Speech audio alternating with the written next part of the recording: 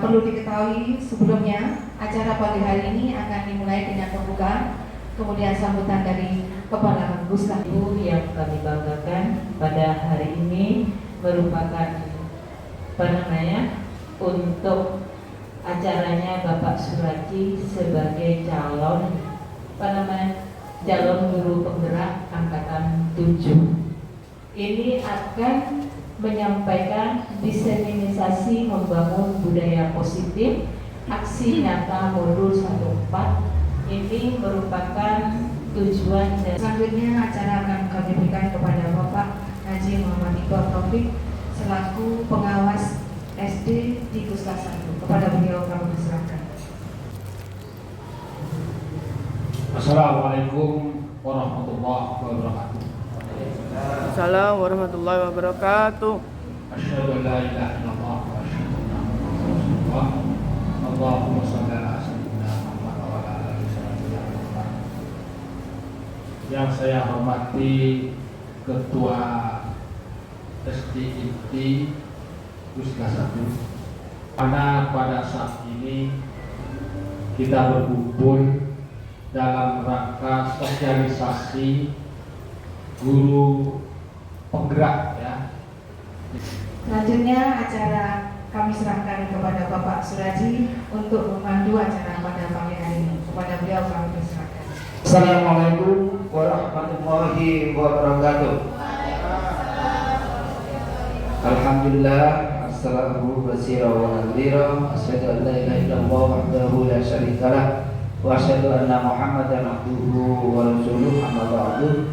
Yang kami hormati pengurus KKD Pusat 1 Kecamatan Berneng, Bapak Ibu dan saudara anggota yang alhamdulillah masih aktif dan kita masih bisa bersama-sama pada pagi ini untuk bersama-sama belajar diseminasi tentang budaya positif di sekolah, dan mana pada kali ini bertempat di SDN Pusat 1. Mudah-mudahan amal dan langkah kita diridhoi oleh Allah Subhanahu wa taala. Sholawat dan salam mudah-mudahan tak terlimpahkan kepada pejuang kita Nabi Muhammad SAW beserta para sahabat, kerabat, dan mudah-mudahan termasuk kita semua yang senantiasa mengindahkan ajaran beliau. Bapak, Ibu, dan saudara-saudara sekalian, seperti tadi yang disampaikan oleh Pak Pengawas maupun Ketua Pusat, bahwa pada dasarnya saya yakin kalau di anggota Pusat di anggota KKD Pusat 1 ini ada yang mendaftarkan diri atau melibatkan diri dalam program pemerintah, program guru penggerak, insya Allah teman-teman akan bisa lolos dengan baik. Saya yakin itu, karena saya tahu kemampuan teman-teman saya ini, bahkan teman-teman senior, saya kira jauh di atas saya dan di atas juga teman-teman yang guru penggerak saat ini. Oleh karena itu mungkin harapan saya, tidak apa-apa Bapak Ibu, harus berani mencoba, dan saya yakin kalau Bapak Ibu semuanya mendaftar akan lolos. Apa sebenarnya manfaat kita mengikuti program guru penggerak? Saya sering menyampaikan hal ini, berkali-kali saya sampaikan. Kalau saya ini sebenarnya termasuk orang yang awalnya tidak suka dengan program guru penggerak ini, Bapak Ibu. Tetapi sekali lagi, kalau kita tidak masuk di dalamnya, kita tidak akan memahami apa sebenarnya yang ada di dalamnya. Nah, alhamdulillah ketika saya mencoba mendaftar, kemudian masuk di dalamnya, kita ikuti program yang ada di LMS itu. Nah, di situ kemudian saya bisa mengelaborasi, saya mengilhami diri saya sendiri. Oh, ternyata manfaatnya ada. Walaupun saya tahu mungkin kita akan banyak mengorbankan anak-anak kita di sekolah. Itu sebagai konsekuensi. Nah, ini nanti saya jelaskan tentang konsekuensi, hukuman, dan restitusi. Baik, Bapak Ibu, saya langsung masuk pada materi. Karena waktu saya di sini 1 jam. 1 jam itu minimal, Bapak Ibu. Saya langsung saja, Bapak Ibu. Mengapa ada istilah muncul diseminasi? Karena ini adalah proses belajar, makanya saya tidak menggunakan istilah seminar, Bapak Ibu. Tapi ini proses untuk menuju seminar. Nanti pada saatnya semua grup penggerak itu harus membuat semacam seminar dan loka karya yang kemudian dikenal sekarang dengan program P5. Nah, ya. Jadi beberapa sekolah misalnya sudah melaksanakan itu.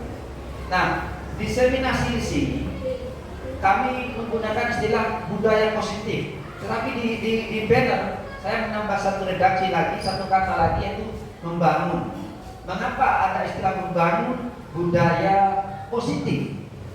Kalau di pemahaman kita semua bahwa budaya itu merupakan hasil karya dan cipta manusia, sedangkan positif itu lebih mengarah kepada kemajuan, perubahan, gerakan ke depan. Disinilah kemudian yang akan kita elaborasi bersama nanti. Sebenarnya poin apa yang masuk di sini?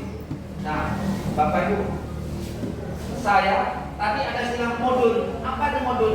Seperti tadi di sekolah. Kebetulan saya menampilkan modul 1.4 ini karena memang bab budaya positif itu ada di modul 1.4. Jadi saya harus mencatat ini. Di program guru penggerak itu kita lebih banyak awalnya dipahamkan tentang konsep pendidikan yang disampaikan oleh Ki Hajar Dewantara. Ya, mengapa semuanya filosofi yang diangkat itu seperti filosofi Ki Hajar Dewantara tentang konsep berpendidikan.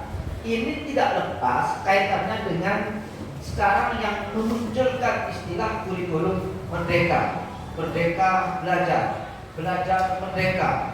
Sebenarnya apa semua yang ada dalam konteks itu tidak lain adalah kebebasan dari kita sebagai pendidik, sebagai guru untuk menyampaikan materi kepada siswa. Demikian juga dengan siswa. Siswa harus bebas bisa menyimak apa yang disampaikan oleh bapak dan ibu gurunya.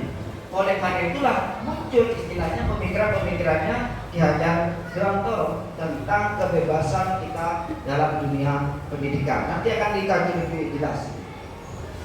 Nah, di pemahaman ini juga ada target khusus, gitu ya. Saya ketika menyampaikan ini juga ada target khusus apa yang harus tercapai, apa yang harus dicapai oleh Bapak Ibu guru tentang nilai-nilai budaya positif ini. Nah, ini Bapak Ibu sebagai pemantik awal untuk kita semua. Nanti kita akan dipahamkan tentang hukuman, tentang disiplin. Apakah boleh kita menghukum siswa? Apakah boleh kita memberikan penghargaan kepada siswa? Nanti kita elaborasi bersama. Nah, ini Bapak Ibu yang akan kita bahas ya. Di disiplin positif dan nilai-nilai kebajikan universal. Di awal-awal kita akan dipahamkan tentang bagaimana disiplin. Apa disiplin itu? Kemudian yang kedua, nanti kita akan dipahamkan juga tentang teori motivasi, hukuman, penghargaan dan restitusi. Sebenarnya saya juga pernah menyampaikan tentang poin 2.2 dan 2.3 ini pernah, yaitu keyakinan kelas. Saya juga pernah menyampaikan kalau di sekolah, di kelas selama ini mungkin kita ada tata tertib sekolah gitu ya, peraturan sekolah. Nanti kita ganti peraturan itu dengan keyakinan kelas. Kemudian ini Saya akan di poin keempat nanti akan bahas tentang kebutuhan dasar manusia dan dunia berkualitas. Yang kelima, restitusi, 5 posisi kontrol yang pernah saya sampaikan di 1 bulan yang lalu ya. Kemudian yang terakhir nanti segitiga restitusi. Nah, ini Bapak Ibu bagian-bagian penting nantinya yang akan kita bahas tentang pertemuan kita pada pagi ini. Nah, sekarang begini, ini perubahan paradigma, artinya maksud dari narasi yang ada di slide ini Bapak Ibu, ini kalau dalam teori filsafat, teori komparasi, namanya perbandingan. Tapi kalau dalam metodologi penelitian, ini bisa dikatakan sebagai triangulasi, membandingkan apa yang sudah kita kaji, kita teliti dengan proses yang akan kita lakukan. Ini namanya triangulasi. Contoh, nih, ada ini kan juga berdua gitu ya. Kita sesama teman, solo nedu, pergem, kertas gitu. Kemudian kita ingin minta, lo bagi kertasnya ini. Bagaimana caranya kita harus mendapatkan kertas ini? Dengan segala cara tentunya, dengan berbagai macam. Rayu, apa makanan, solo tahu, apa sih? Itu kan bagian dari cara kita untuk supaya teman kita memberikan saya teguh yang kita pegang itu.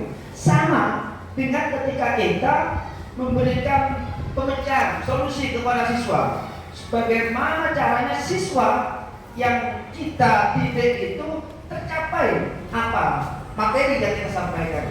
Jadi bahan ajar, tercapai belajar, bagaimana caranya bisa diterima oleh siswa, maka menggunakan triangulasi tadi itu. Sekarang nanti akan lebih jelas apa yang saya sampaikan. Ini saya masih berikan tentang awal pemahaman atau konsep dari yang saya sampaikan. Pertama Bu, ini perubahan paradigma teori kontrol atau teori pilihan. Apa teori kontrol itu? Nanti ada. Pertama, ilusi guru mengontrol murid. Maksudnya apa? Selama ini kita membayangkan bahwa siswa seperti apapun itu tetap kontrolnya ada pada guru. Yang kedua, bahwa kritik membuat orang merasa bersalah dapat menguatkan karakter. Apa berbuat merasa bersalah itu? Nanti ada redaksinya, ada kalimatnya. Contoh misalnya begini, ada guru kelas memelas ke murid. Oh, lah apa dong? Cara tolongnya sudah guru cara aku belum membina, misalnya seperti itu. Guru solo mulai dong. Itu bagian dari merasa bersalah. Kemudian semua kekuatan positif efektif dan bermanfaat. Nanti di sini ada materi ya. Saya buatkan materi di sini. Jadi Bapak Ibu bisa melihat apa contoh kontrol kepada siswa yang paling pas dengan kita. Nanti akan pilihan. Baik. Sekarang berikutnya adalah perubahan paradigma stimulus respon jadi kontrol dan pilihan. Ini Bu. Siapa sesungguhnya yang menjadi kontrol? Jadi paradigma tadi itu harus diganti antara murid sebagai objek dan guru sebagai pelakunya. Itu diganti. Cara menggantinya bagaimana? Ada kesepakatan kelas yang kita buat dengan istilah keyakinan kelas tadi itu. Dan itu harus dibangun. Keyakinan kelas yang kita buat terus harus disepakati bersama nanti. Caranya bagaimana? Caranya adalah kondisikan siswa dan guru itu berfungsi secara proporsional. Artinya bahwa guru memerankan sebagai guru dan siswa diperankan sebagai siswa untuk kemudian dikomunikasikan dalam sebuah arahan pemikiran yang objektif, maka dibentuklah kemudian yang namanya keyakinan kelas itu. Kalau dulu kita mungkin memahami bahwa keyakinan itu seakan-akan yang berbau teologis, ideologi, beragama, berpancasila, gitu ya, bernegara. Gitu. Tapi ketika kita nanti membangun budaya itu di dalam kelas, saya yakin akan terjadi yang namanya perubahan paradigma itu. Nah, coba ini disiplin positif tentang teori kontrol dari Dr. William Blaser yang mana saya sampaikan juga. Nah, di sini nih di bagian ini Bu, di sini memaknai disiplin itu nantinya difungsikan kepada dikaitkan perilaku ekstrinsik dan intrinsik yang kemudian menjadi teori motivasi. Disinilah kita berangkatnya pemahaman kita pada siang ini. Nanti kita akan bahas tentang ini yang terakhir 5 kebutuhan dasar manusia. Kemudian ada 5 posisi kontrol. Kemudian ada segitiga restitusi. Nanti kita akan urai satu persatu sehingga pemahaman kita tentang budaya disiplin positif itu ada. Baik, saya lanjutkan lagi slide-nya. Ini pertama kita memahami dulu apa itu disiplin. Kalau menurut para filosof, maka disiplin itu adalah disiplinan yang artinya belajar. Kemudian dalam perkembangannya ini mengalami yang namanya perubahan makna yang kemudian dikondisikan dengan situasi yang ada pada saat itu. Maka muncul istilah sesuatu yang dilakukan seseorang pada orang lain untuk mendapatkan kepatuhan. Sehingga disiplin di sini dimaknai mereka yang harus patuh, baik berupa perintah, berupa aturan, berupa kesepakatan. Maka itu namanya dinamakan dengan disiplin. Jadi disiplin itu salah satunya adalah memaknainya dengan pemahaman bahwa kita harus menghargai di sini. Menghargai maksudnya menghargai sebagai peraturan, menghargai sebagai kesepakatan, menghargai yang menulis peraturan itu, atau yang kita kenal dengan istilah nanti keyakinan kelas. Ini disiplin Bapak Ibu. Saya berharap nanti Bapak Ibu bisa bertanya tentang ini, baik tentang teori maupun konsepnya, karena hal seperti ini akan selalu dielaborasi. Ya. Ini Bapak Ibu. Setelah kita memahami disiplin tadi, maka karena disiplin itu nanti ada ekstrinsik, ada intrinsik, diawali dengan teori motivasi sebagai perilaku manusia. Motivasi eksternal, kemudian internalnya nanti ada gambaran. Contoh, untuk menghindari ketidaknyamanan atau hukuman, apa yang akan terjadi apabila saya tidak melakukannya? Ini adalah motivasi ekstrinsiknya, eksternalnya. Untuk mendapatkan imbalan dari orang lain atau institusi, apa yang saya dapatkan apabila saya melakukannya? Nah, narasi ini bisa dipahami di slide berikutnya ya. Maksud dari definisi disiplin tadi itu tidak lain adalah memaknai kata merdeka yang dipahami oleh Ki Hajar Dewantara. Jadi Ki Hajar Dewantara ini Bu, merdeka itu artinya tidak hanya terlepas dari perintah, akan tetapi juga cakap buat memerintah diri sendiri. Jadi kalau kita memaknai kata merdeka dalam pembelajaran, maka merdeka di sini harus selain kita itu terlepas dari perintah-perintah yang menyebabkan kita ikut, kita melaksanakan sesuatu karena perintah. Nah, di sini dipahami juga kita harus bisa memerintahkan diri kita sendiri. Oh, saya harus disiplin misalnya, datang ke sekolah tepat waktu dengan siswa. Bahwa perintah untuk melaksanakan kita terlepas dari perintah-perintah itu, kita harus juga memiliki kekuatan memerintah diri sendiri. Itu maka merdeka. Baik, kita sering menghukum begini, wis corona jago, coba saya kasih hadiah. Oh, betul jawabannya, ini permen. Kamu ranking 1, dapat hadiah buku gitu. Atau apa namanya sebuah penghargaan dari sekolah. Apakah hal itu yang baik?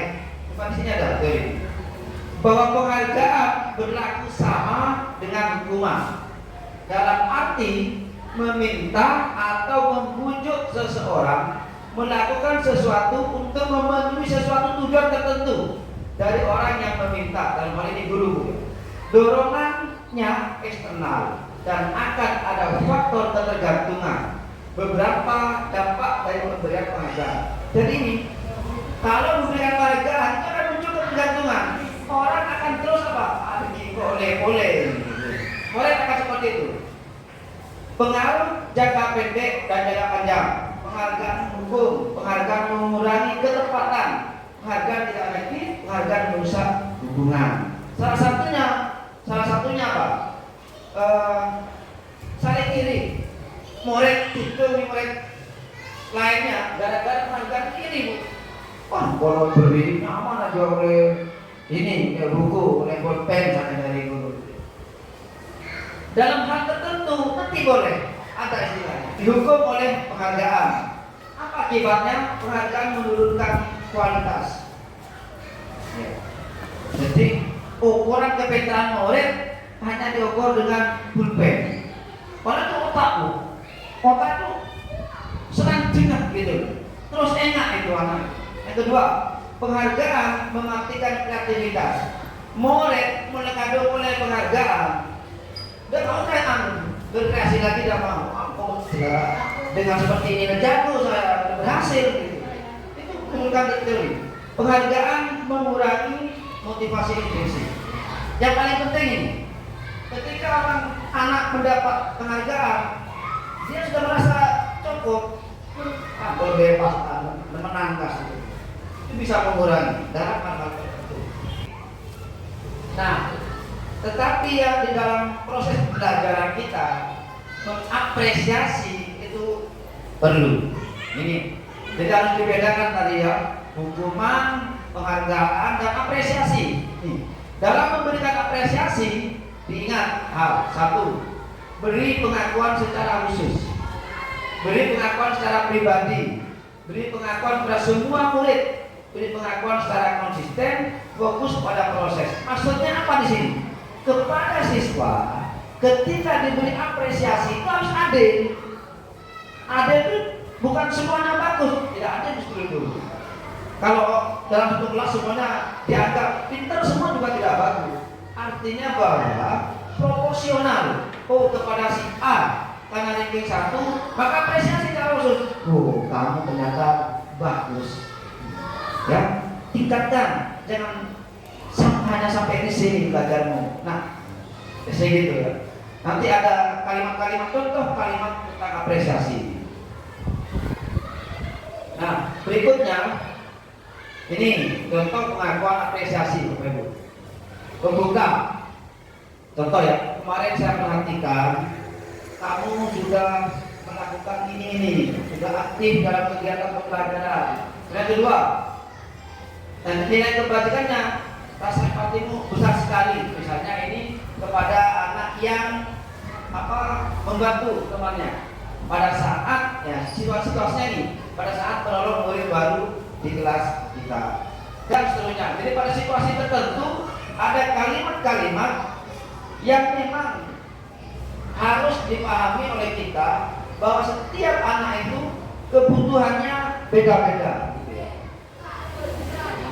Nah ini Bapak Ibu, ada kuis ini semua. Mencatat 100 kali di dalam buku kalimat.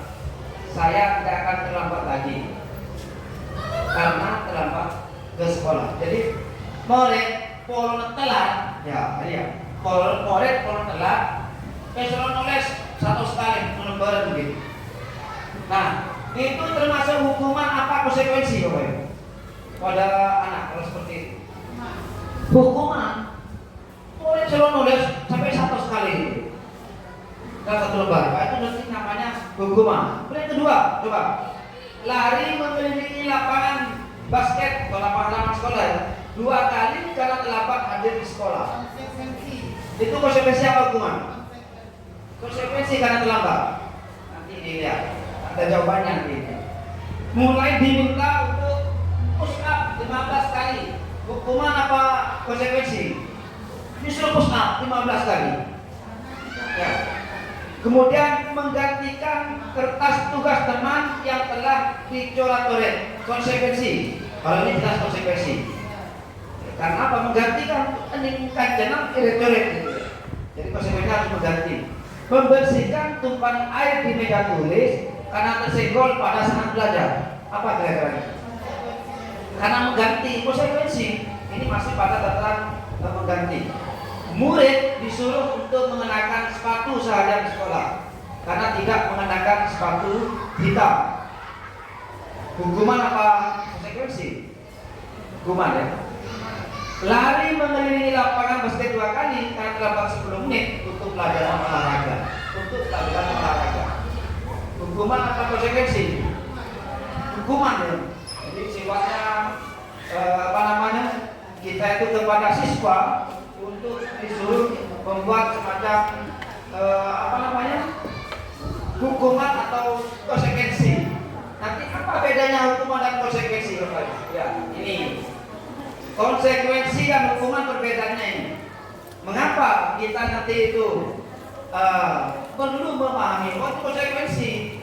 Kalau konsekuensi, guru tidak akan pernah salah karena memberikan konsekuensi kepada siswa. Apa konsekuensinya ini? Coba ya kita pahami bersama. Sesuatu yang menyakitkan harus terjadi, itu hukuman. Sedangkan konsekuensi, sesuatu harus terjadi.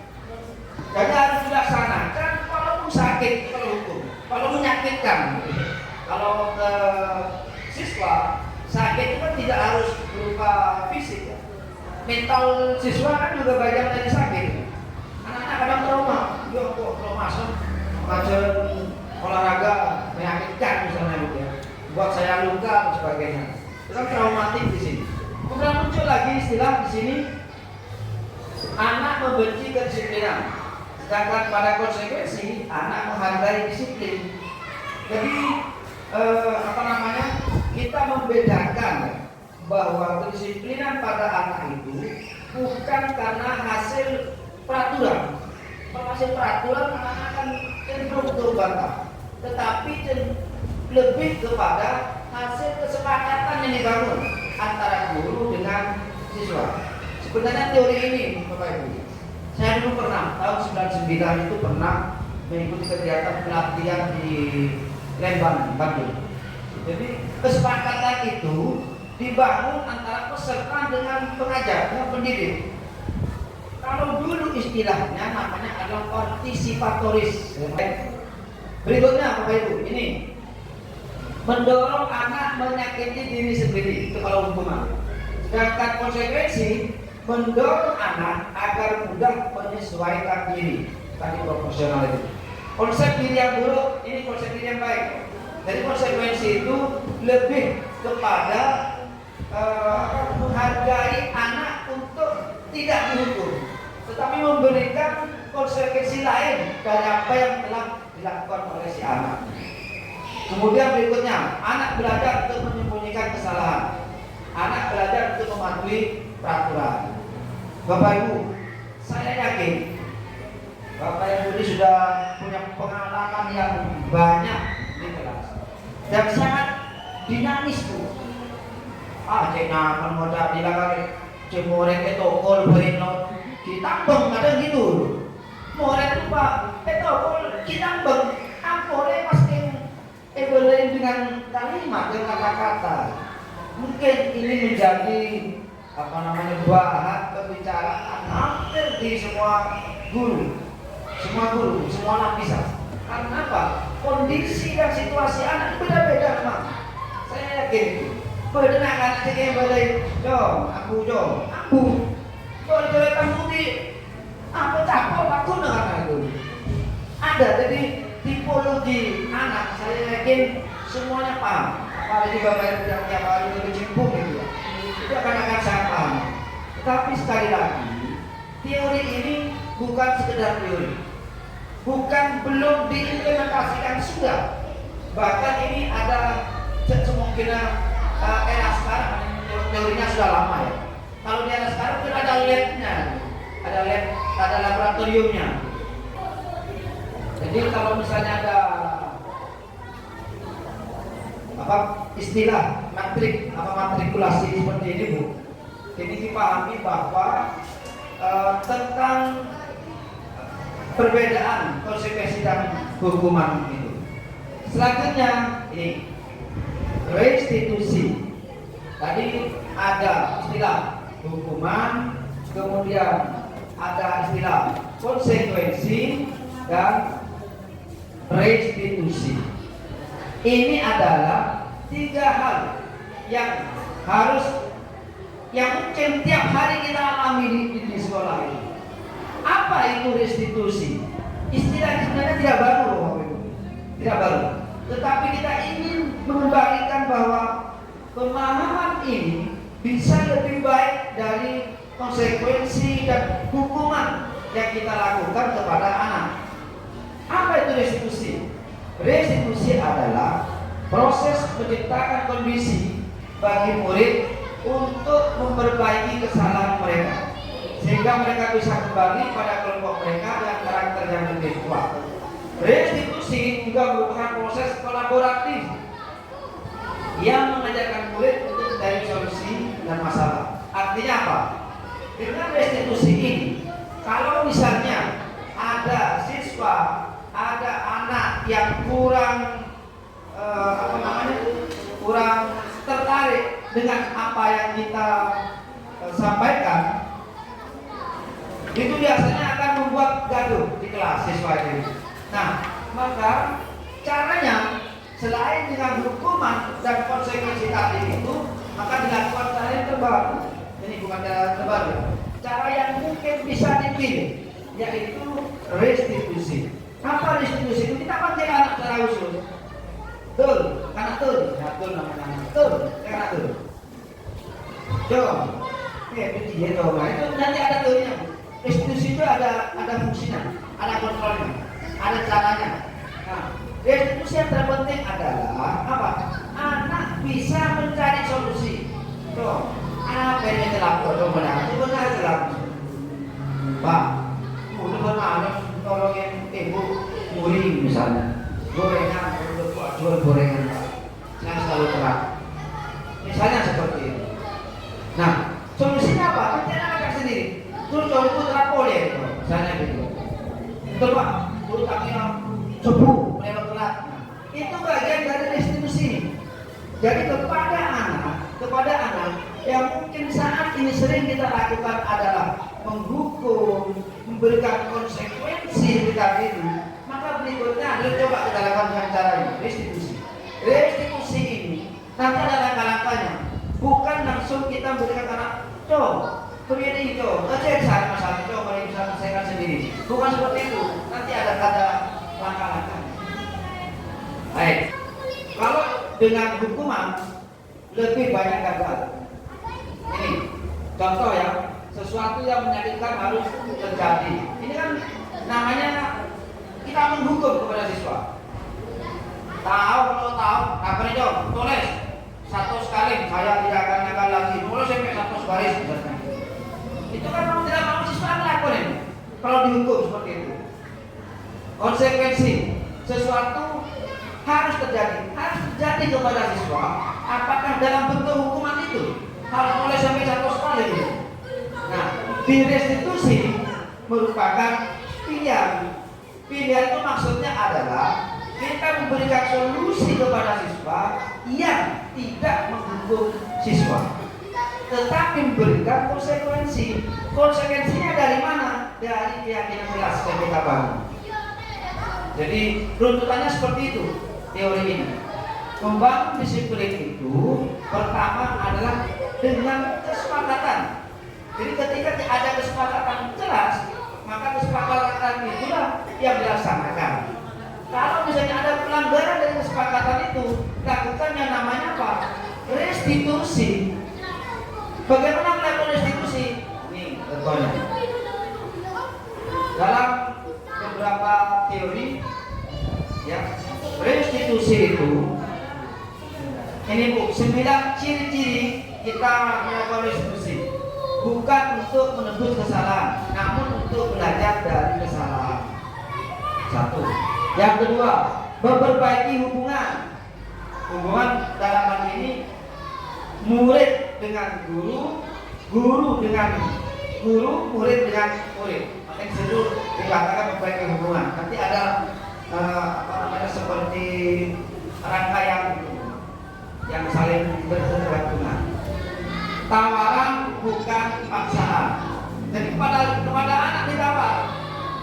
Nanti kita coba. Kira-kira bisa nggak Bapak Ibu praktekkan di kelas ini? Coba, umpamanya datang setelah bisa menjadi. Bukan dong, tunggu setelah mulai dong. Kan beda. Baik dari irama maupun dari redaksinya kepada anak. Beda.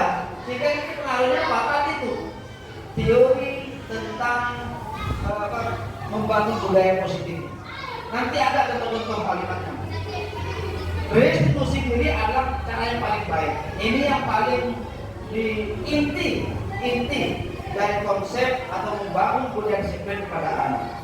Tetapi sekali lagi saya yakin karena tiap anak, tiap sekolah, tiap lingkungan belajar itu beda situasi dan kondisinya tentunya. Jadi kita harus proporsional dan strategis pemilihan teori yang akan kita terapkan dalam kegiatan belajar mengajar. Saya kepada semua. Sekarang lanjut kepada keyakinan kelas. Ini yang sering tadi saya sampaikan tentang keyakinan kelas ini. Nah, semua konsep yang saya sampaikan tadi itu berawal dari keyakinan kelas. Maka di sini muncul istilah. Mengapa tidak peraturan saja? Mengapa harus keyakinan kelas? Tadi saya dari awal sudah menyampaikan bahwa kalau peraturan itu nanti akibatnya kepada hukuman. Tetapi kalau keyakinan kelas itu hanya kepada konsekuensi dan restitusi. Sehingga dalam pilihan kebijakan kelas itu nanti akan lebih bahasanya sekarang lebih moderat. Mengapa moderat? Lebih memperhatikan keinginan kebutuhan belajar siswa daripada kita buat peraturan. Kalau kita buat peraturan, mau tidak mau harus ikut. Sementara tingkat kemampuan, tingkat emosional, dan tingkat komunikasi siswa itu berbeda-beda. Memang menurut teorinya seperti ini. Dan saya kira di praktiknya juga akan agak-agak rumit ya. Karena ini tidak cukup dalam misalnya dalam satu pertemuan maupun tidak cukup hanya satu kali kita mempraktekkan ini di kelas. Tapi berkelanjutan, berkontinu sehingga muncullah nanti yang namanya nilai raport ini. Nanti ada di sini penjelasan tentang harga. Nah, ini Bapak Ibu, budaya positif, lingkungan positif, keyakinan kelas, dan peraturan kelas. Maksudnya apa? Ini sebenarnya statement ini lebih mengarah kepada konstruksi munculnya budaya positif itu sendiri. Mulai dari peraturan kelas, yang kemudian lahirlah keyakinan kelas, dan lingkungan belajar yang tadi saya sampaikan itu. Karena tiap daerah pasti beda kondisinya. Tunai 3, PMK 3 itu beda lingkungannya. Ada lingkungan di sekitar sekolah. Kemarin pada waktu lokal kalian sampaikan Bapak. Dan saya juga salah satu itu menyampaikan juga. Ini di lingkungan itu kebanyakan, maaf ya, penjudi. Ada di lingkungan sekolah Bu, sedikit itu tempat sabung ayam. Nah, karena di pelosok memang dari jangkauan keamanan agak kurang ya. Ya, saya tidak tahu bagaimana proses permainannya lah. Kadang-kadang digerebek, kadang-kadang tidak. Mestinya kalau sudah pernah digerebek, ya tidak ada lagi mestinya. Nah ini kan Terbek bedem boleh ya permainannya seperti itulah kayak lingkaran setan. Akibatnya apa? Jadi yang menceting sekolahan. Hal seperti itu terjadi di setting sekolahan, lingkungan sekolah, lingkungan belajar. Bagaimanapun efek kepada anak sebagai objek di sini tidak bisa lepas gitu. Lingkungan itu pasti ada. Baik dari segi keamanan. Saya hanya ke sekolahan, saya tidak nyebut sekolahnya ya. Ada. Saya hanya ke sekolahan ini. Paginya beli kipas angin, sorenya langsung hilang. Terus sampai semalam katanya itu. Sorenya langsung hilang Pak. Loh Pak, terus sampai kena kipas angin Pak. Napa skaternya seperti ini loh. Skaternya seperti itu Pak hilang. Bayangkan ini kan sudah luar biasa ya hal-hal yang seperti itu. Nah, sampai akhirnya muncul maju diri kepala sekolah. Jadi seperti itu saja dianggap di keramik nama lo pelarat Pak hilang. Kayak seperti itu loh. Karena ya tetapi di lingkungan sebelahnya kok tidak. Itu kan berbeda situasinya. Maka ternyata memang lingkungan belajar itu bagian penting juga dalam proses keberhasilan kita menanamkan kedisiplinan kepada anak. Bapak Ibu, ini kesepakatan kelas. Ini contoh-contoh kesepakatan kelas yang di depan tadi saya menyampaikan bahwa teori konsep keyakinan kelas itu sebenarnya lebih kepada komunikasi yang dibangun antara guru dan siswa. Saya sempat tanya kepada Widya Suara tentang ini. Apakah hal itu bisa dilakukan? Ini siswa SD. Kalau mahasiswa atau SMP misalnya, itu bisa. Tapi ini SD.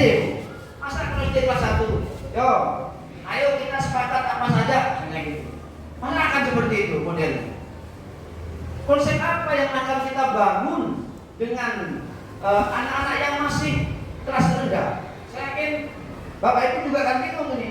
Bagaimana saya membuat keyakinan kelas, kesepakatan belajar? Kalau di mahasiswa gampang, oke? Karena sekarang ini kita ada 4 SKS, maka 1 minggunya cukup 2 jam ya pertemuan. Setelah itu mahasiswa berlibur. Itu memang seperti itu kesepakatannya. Yang saya katakan tadi itu partisipatoris. Yang dalam hal ini sekarang diistilahkan dengan keyakinan kelas. Tapi kalau dengan SD, saya yakin tidak akan seperti itu. Kita akan susah, apalagi kelas tum. Akhirnya nanti yang muncul apa? Bukan kesepakatan kelas, yang muncul adalah peraturan. Ya untungnya di era digital sekarang ada grup ya wali, sehingga komunikasi kebutuhan pembelajaran anak itu nanti ada pada ketika kita komunikasi dengan wali murid, dengan wali siswa. Karena apa?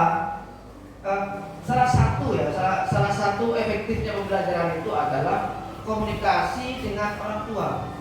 Bagaimana anak aktivitasnya di rumah, bagaimana dengan kelas-kelasnya, dengan kursus-kursusnya, dengan cara bermainnya anak, dengan kenakalannya anak di rumah bisa dikomunikasikan.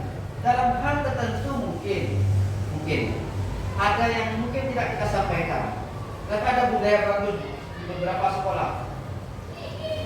Jadi anak itu dikasih buku harian tentang sholat. Ini kan Islam semua ya, sholat. Jadi anak-anak dikasih buku harian, orang tuanya mencatat. Anak ini sholat apa tidak tadi gurunya? Asalnya sholat apa tidak? Dia pakai zikir apa tidak? Sholatnya cepat apa tidak? Itu ada. Di buku 1 seperti itu ya. Kira-kira ada. Jadi siswa itu dikasih buku harian tentang sholat. Dia ngaji apa enggak? Aktivitas di kelas itu ada apa enggak? Itu ada. Jadi ternyata ini bagus ternyata. Dan bisa praktekkan. Yang saya praktekkan di anak saya itu. Awalnya, ini mau apa dia? Nanti tidak diceritain. Di ketot istilahnya itu, disilang. Anak takut bu. Tuh hari akhir takut. Jangan bilang kalau sudah sekarang itu biasa untuk sholat lima waktu. Kita mengajarkan sholat lima waktu untuk anak-anak agak susah gitu. Ternyata bukan seperti itu. Nanti tidak dicetok, tidak dicentang, dicetok. Nah, takut itu. Satu. Yang kedua, sebagai bahan evaluasi ternyata yang efektif juga apa? Hasil ulangan. Nah, hasil ulangan baik yang sifatnya kualitatif maupun kuantitatif, yang sifatnya dengan anak itu perilaku maupun yang nilai-nilai, itu orang begitu. Ketika pembagian rapot dilampirkan, jadi muncul itu ada protes. Saya sebutkan SD favorit tidak di Bangkalan. Karena tidak seperti itu, protes bu. Karena anak mengulang oleh satu stok. Anak bu, masalah pas tadi nikah. Ternyata kalau yang tadi, yang satunya bu, dilampirkan itu nilai semua dari awal sampai akhir. Sehingga ada dari bisa ada protes ada boleh lebih. Cuma ada masalah di rapot kemarin. Jadi di rapot itu kalau ternyata yang di sini rapotnya oleh Pak manual. Rapot manual katanya.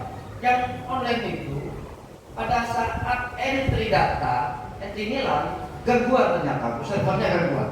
Sehingga yang nilainya 100 itu nilainya rendah, rankingnya rendah. Ya untungnya ada hasil ulangan harian yang rutin dari awal sampai akhir itu. Akhirnya apa? Protes dia memang. Ini Pak nilainya sekian. Apakah betul kemudian sekian? Ternyata dia entry lagi di rapotnya lupa. Salah. Kelemahannya itu kalau pakai rapot. Nanti ada pembahasan berikutnya. Maksud saya di sini adalah keyakinan kelas itu dibangun antar siswa dengan wali murid juga. Kalau sudah dibangun seperti itu bu, kan nggak mungkin kita dengan SD kelas 1 membuat keyakinan kelas, kesepakatan kelas, kan nggak mungkin. Ya dengan wali kelasnya, biasa dengan wali murid. Kalau wali murid biasa bu, maaf, jadi ibu kadang-kadang. Ya bukan ibu bapak juga itu, agak cerewet juga bu. Wah ini anak-anak itu harus ada keputusan, ada ketetapan. Gurunya harus menetapkan. Tidak semuanya diprogram gitu. Mungkin program tapi prototipe. Contoh sekali nih HP contoh. Berinya seperti ke guru karena hari guru misalnya, atau karena kenaikan kelas. Itu kalau di grup wali murid, rame bu.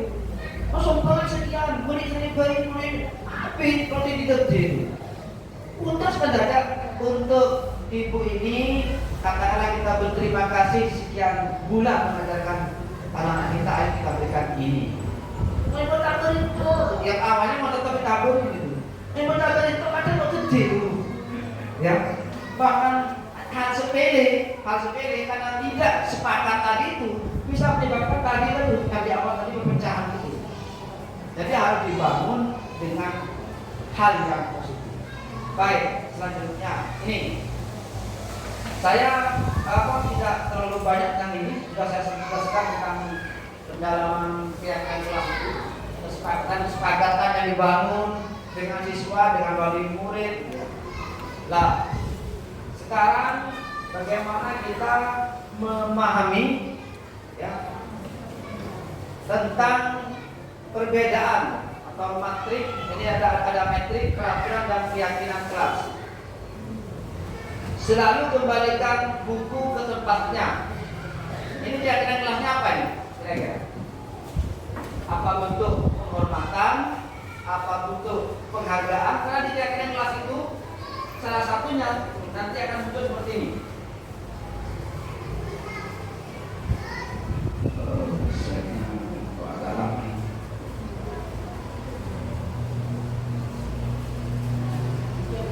Ya, jadi gini. Antara peraturan yang kita buat dengan keyakinan kelas itu nanti akan bersinergi sebenarnya. Istilah yang kita bangun tadi itu. Bersinerginya di mana?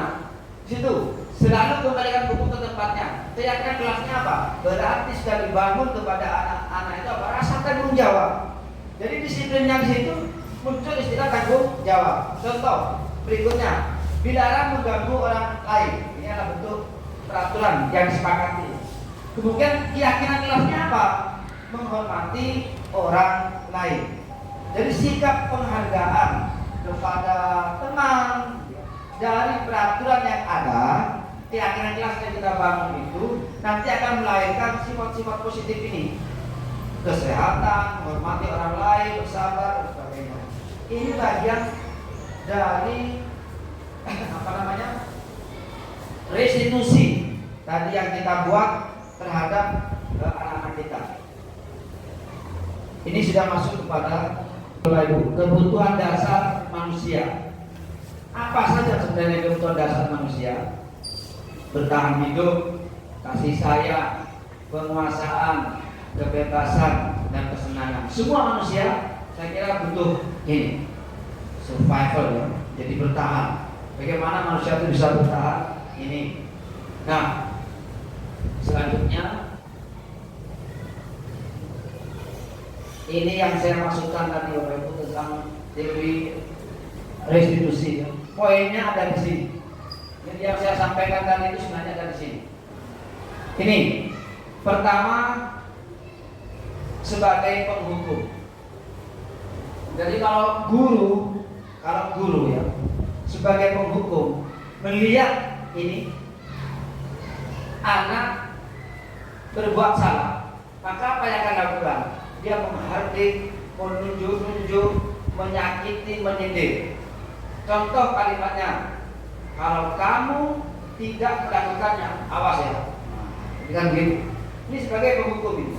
Kemudian memberontak, nanti apa akibatnya? Memberontak. Orang lain akan menyebabkan orang lain berbohong. Karena apa? Karena takut. Dia takut ada di penghukum.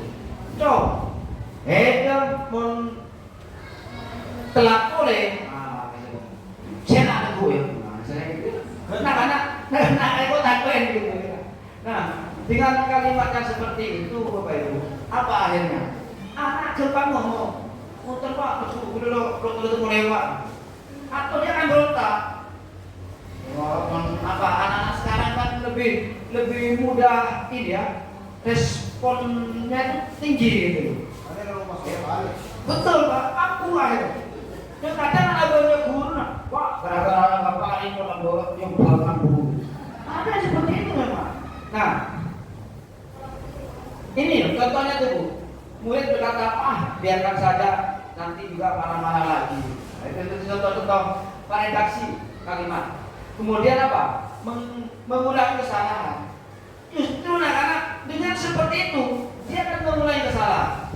Nah, sekarang berikutnya membuat rasa bersalah. Ya. Berceramah gurunya itu karena berbuat rasa bersalah. Berceramah dan mengatakan seharusnya ibu kecewa, bapak kecewa. Kita kalau ya jadi terlalu dari dia. Karena seperti itu. Ini redaksi contoh redaksi kalimat. Atau gurunya berkata begini, kamu seharusnya sudah tahu ibu lelah sekali. Nah, ini tadi yang saya sampaikan itu apa? Guna lesu, mulainya itu lesu lah. Ini bagian dari redaksi kalimat ini. Ya. Menimbulkan anak akhirnya apa? Menyembunyikan, menyangkal, berbohong. Murid melakukan guru di dalam dunia ini.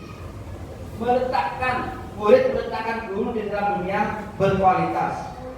Terakhir apa? Murid yang akan berkata, maafkan saya Bu. Karena apa? Guru lelah memelas lah. Guru lelah pelas keadaan. Akhirnya dia akan mengatakan, maafkan saya Pak, maafkan saya Bu. Murid akan seperti itu. Berikutnya, mengharapkan imbalan atau keterangan pada orang lain. Dua Bu di sini dikatakan dalam posisi kontrol itu, yaitu teman dan pemantau. Karena kita menganggap teman anak-anak itu. Karena ada guru yang berprinsip seperti itu. Kalau kanan ini seperti itu. Dalam hal-hal tertentu bagus, tapi dalam hal tertentu juga tidak boleh kita berteman itu. Berteman maksudnya dalam arti apa? Bapak Ibu guru itu ternyata Coba iya ngaji ini boleh. Kalau tidak percaya nanti buktikan. Kalau Bapak Ibu menganggap teman ya kepada anak-anaknya itu. Berikutnya pemantau. Nah, pemantau ini tujuan alaben. Akibatnya mengguru sebagai pemantau. Di pentingan itu. Tuh, ini peraturan itu. Nanti mau ada berhenti. Mata peraturan berhenti apa? Terus orang naikin dia Pak, gitu ya. Dan nanti apa? Selalu ada narasi komparasinya gitu istilahnya itu. Narasi komparatif akan selalu ada anak itu cenderung untuk membanding-bandingkan dengan hal-hal yang lain yang sama mungkin yang dialami oleh si anak. Nah, maka yang paling bagus itu justru manajer. Ini apa bagusnya manajer? Apa yang kita yakini? Kan kita tahu dalam awal-awal masuk kan sudah ada kesepakatan sekolah guru dengan siswa. Apa kesepakatannya Jangan ganggukan tenang. Nun sekolahan selalu kelas selalu telat misalnya. Agar ulang ini. Saya selalu ada pertanyaan. Murid meletakkan dirinya sebagai individu yang positif dalam dunia berkualitas. Karena seperti itu apa murid akhirnya positif Bapak Ibu. Tetapi kalau kita selalu ngombang, selalu nyakiti gitu ya. Nyakiti baik fisik maupun psikisnya, ini yang tidak baik. Maka bagaimana cara yang saya bisa memperbaiki keadaan? Akhirnya anak tanya, Pak, kenapa cara Pak Guru Pak bisa lo teladan, bisa agak guru kancah. Nah itu muncul teori seperti itu akhirnya. Apa konsep-konsep seperti itu pada anak. Ini 5 posisi kontrol tadi. Bapak Ibu, ini contoh ya. Saya kecewa sekali dengan kamu. Contoh ini. Siapa yang membuat merasa bersalah? Jadi kalau ada istilah melas itu, berarti dia tergolong kepada yang tadi itu membuat orang merasa bersalah. Kamu tidak pernah benar melakukannya. Salah atau ada hukum itu namanya. Nah, kalau teman ayolah lebih kepada ajakan. Karena kancang. Kalau pemantau, dia akan selalu melihat keadaan dan membandingkan dengan situasi yang ada. Maka yang paling bagus itu adalah manajer. Bagaimana cara kita bisa menyelesaikan ini? Jadi seorang guru itu harus seorang manajer. Manajer dalam artian kita bisa memilih mengelola siswa kita itu untuk tidak memiliki sifat traumatik berat. Saya yakin seperti itu bukan hal yang mudah itu. Berat saya yakin. Karena situasi dan kondisi siswa mungkin beda-beda. Nah, ini yang saya sebut tadi dengan segitiga restitusi. Ini. Bapak Ibu, segitiga restitusi itu ada 3 yang penting. Menstabilkan identitas, validasi kebutuhan, menanyakan keyakinan. Menstabilkan stabilitas dulu. Jadi kalau setiap ada anak-anak yang katakanlah perlu kita selesaikan, baik tingkat anak maupun tingkat kelas ataupun dalam tingkat lingkungan, maka sebenarnya adalah 3 langkah ini bisa dilakukan.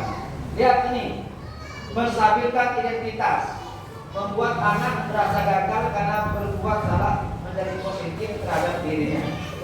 Ini adalah contoh-contoh redaksi, contoh-contoh kalimat yang bisa kita lakukan. Yang kedua, tadi adalah validasi kebutuhan.